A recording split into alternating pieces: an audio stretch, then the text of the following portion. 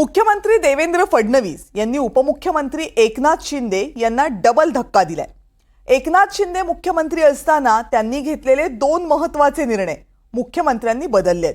आधीच एकनाथ शिंदे गट आणि भाजप यांच्यामध्ये बऱ्याच कुरघोड्या सुरू आहेत, त्यावरून वातावरण गरम आहे आणि असं असतानाच फडणवीसांनी शिंदेंना एकाच वेळी दोन धक्के दिलेत। त्यामुळे महायुतीमध्ये पुन्हा एकदा वाद निर्माण होण्याची चिन्ह आहेत। सेना भाजपमध्ये पुन्हा जुंपणार, फडणवीसांचा एकनाथ शिंदेंना एकाच वेळी डबल शॉक। एकनाथ शिंदेंचे दोन मोठे निर्णय मुख्यमंत्र्यांनी फिरवले। भाजप आणि शिंदे गटामध्ये धुसफूस सुरू असतानाच मुख्यमंत्री फडणवीसांनी एकनाथ शिंदेंना एकाच वेळी दोन मोठे धक्के दिले। मुख्यमंत्र्यांनी जालन्यामधल्या 900 कोटींच्या सिडको घोटाळ्याच्या चौकशीचे आदेश दिलेत, तर दुसरीकडे मुंबई महापालिकेच्या घनकचरा व्यवस्थापनाचं 1400 कोटींचं टेंडरही रद्द करण्यात आलंय। एकनाथ शिंदे मुख्यमंत्री असताना त्यांनी या दोन मोठ्या प्रकल्पांना मंजुरी दिली होती। आता मुख्यमंत्र्यांनी एका योजनेची चौकशी लावली आहे, तर दुसऱ्या प्रकल्पाचं टेंडरच रद्द केलंय। जालना जिल्ह्यातल्या खरपुडीमध्ये नवं शहर उभारण्याचा सिडकोचा प्रकल्प होता। अर्नेस्ट अँड यंग कंपनी आणि सिडको अंतर्गत पाहणीत हा प्रकल्प व्यवहार्य ठरणार नाही असं नमूद करण्यात आलं होतं। या अहवालाच्या आधारे देवेंद्र फडणवीसांनी त्यांच्या मुख्यमंत्री पदाच्या पहिल्या टर्ममध्ये 31 जुलै 2019ला हा प्रकल्प रद्द करण्याचा निर्णय घेतला। त्यानुसार जानेवारी 2020मध्ये सिडकोनं या प्रकल्पाचा गाशा गुंडाळला। मात्र एकनाथ शिंदे मुख्यमंत्री असताना फेब्रुवारी 2023मध्ये खरपुडी प्रकल्पाची नव्यानं अधिसूचना निघाली आणि भूसंपादनाला पुन्हा सुरुवात झाली।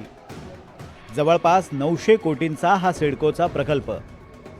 या प्रकल्पातली जवळपास 90% जमीन भूमाफिया, दलाल आणि उद्योजकांच्या तसंच त्यांच्या निकटवर्तीयांच्या नावावर असल्याचा आरोप आहे।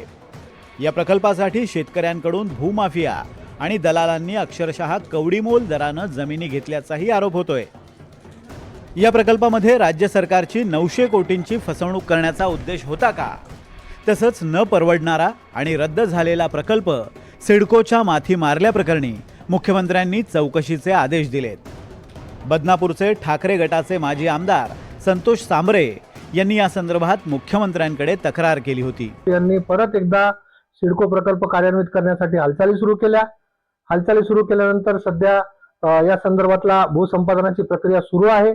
या भूसंपादनाच्या प्रक्रियेमध्ये सुद्धा ग्रीन झोन आणि येलो झोनच्या नावाखाली दांडग्या भूमाफियांना 1,66,00,000 रुपये प्रति एकर प्रमाणे आणि आमच्या गोरगरीब शेतकऱ्यांना भूमिपुत्रांना फक्त 25 लाख रुपये एकर प्रमाणे ग्रीन झोनच्या जमिनी घेतल्या जात आहे। हे अन्यायकारक आहे। हे कमी होतं की काय? तर मुख्यमंत्री फडणवीसांनी शिंदेंना दिलेला दुसरा धक्का म्हणजे मुंबई महापालिकेतलं घनकचरा व्यवस्थापनाचं 1400 कोटींचं टेंडरच रद्द करण्यात आलंय। मुंबईमधल्या झोपडपट्टी परिसरात कचरा गोळा करणं, शौचालयांमध्ये स्वच्छता राखण्यासाठी मुंबई महापालिकेनं एका संस्थेची नेमणूक केली। घनकचरा व्यवस्थापनाचं हे काम 450हून अधिक महिला बचत गट आणि सुशिक्षित बेरोजगार संस्थांच्या माध्यमातून केलं जात होतं। पण या संस्थांना हद्दपार करून खासगी संस्थेची नेमणूक करण्याचा निर्णय घेण्यात आला। त्यासाठी 1400 कोटींचं टेंडर काढण्यात आलं। पुण्यातल्या सुमित फॅसिलिटीला हे काम द्यावं यासाठी वरिष्ठ पातळीवरून प्रयत्न केले जात असल्याचाही आरोप होता। महिला बचत गटाच्या हातून हे काम गेल्यानं न्यायालयात धाव घेण्यात आली, पण नगरविकास विभागाचे निर्देश मुंबई महापालिकेला बंधनकारक असल्याचं कोर्टानं स्पष्ट केलं। त्यावेळी एकनाथ शिंदे हे नगरविकास मंत्री होते। आता हा प्रकल्प रद्द करण्याचे आदेश महापालिका आयुक्त भूषण गगराणी यांनी दिलेत। मुख्यमंत्र्यांनी घेतलेल्या या दोन निर्णयानंतर विरोधकांनी मुख्यमंत्र्यांची पाठराखण केली आहे, पण त्याच वेळी एकनाथ शिंदेंवर मात्र निशाणा साधलाय। राज्याचे विद्यमान मुख्यमंत्री देवेंद्र फडणवीस यांच्यातला एक सच्चा आणि प्रामाणिक माणूस जागा झाला असेल। आम्ही जुने फडणवीस बघितलेले आहेत आणि त्यांना या सगळ्याची चौकशी करावी अशी तीव्र इच्छा निर्माण झाली असेल, त्याचं स्वागत केलं पाहिजे। मुख्यमंत्र्यांनी स्वच्छतेचा नारा दिल्याची माहिती आहे। आता कुठून स्वच्छता करतात यावर आता लक्ष ठेवावं लागेल। स्वच्छता करतात की स्वच्छ करतात की साफ करतात, अर्थ वेगवेगळे होतात. मला वाटतं की त्याची सुरुवात कदाचित शिंदेपासून झाली असावी. एक प्रकारे मागील मुख्यमंत्री आणि विद्यमान उपमुख्यमंत्री एकनाथ शिंदे साहेब यांच्यावर अंकुश ठेवण्याचं काम भारतीय जनता पार्टीच्या माध्यमातून केले जाते. जोपर्यंत त्यांची उपयुक्तता होती पक्ष फोडण्यासाठी, आमदार पळवण्यासाठी, तोपर्यंत भारतीय जनता पार्टीने त्यांना खुली सूट दिली. मुख्यमंत्र्यांनी शिंदेंना दिलेले हे 2 धक्के ताजे असतानाच पुण्यातलं एक नवं प्रकरण समोर आलंय. पुण्यातल्या ससून रुग्णालयाजवळचा एक भूखंड शिंदे मुख्यमंत्री असताना एका बिल्डरला पोटभाडे करारावर दिल्याचा आरोप आहे. पण हा व्यवहार थांबवून इथं पुण्यातलं प्रस्तावित कर्करोग रुग्णालय उभारावं असं पत्र भाजपच्या 2 माजी नगरसेवकांनी दिलंय. त्यावेळेला आम्ही माननीय मुख्यमंत्र्यांच्याकडे मागणी केली की हा व्यवहार तातडीने रद्द करावा आणि या ठिकाणी एक चांगलं कॅन्सर हॉस्पिटल पुणेकरांसाठी, पश्चिम महाराष्ट्रासाठी होऊ शकतं. 60 कोटी ही मोठी जागा नाही. सन्माननीय उपमुख्यमंत्री अजितदादा पवार यांनी त्यावेळेला असंही सांगितलं होतं, MSRDCला पैसे कमी पडत असतील तर त्यांना 60 कोटी रुपये आम्ही देतो, त्यांना दुसरी जागा देतो. पण या जागेमध्ये त्यांनी आमची भूमिका मान्य केली होती. मंगळवार पेठेत ससून रुग्णालयाजवळ ही 2 एकरची मोक्याची जागा आहे. ही जागा बिल्डरला पोटभाडे करारावर देण्यात आली आहे.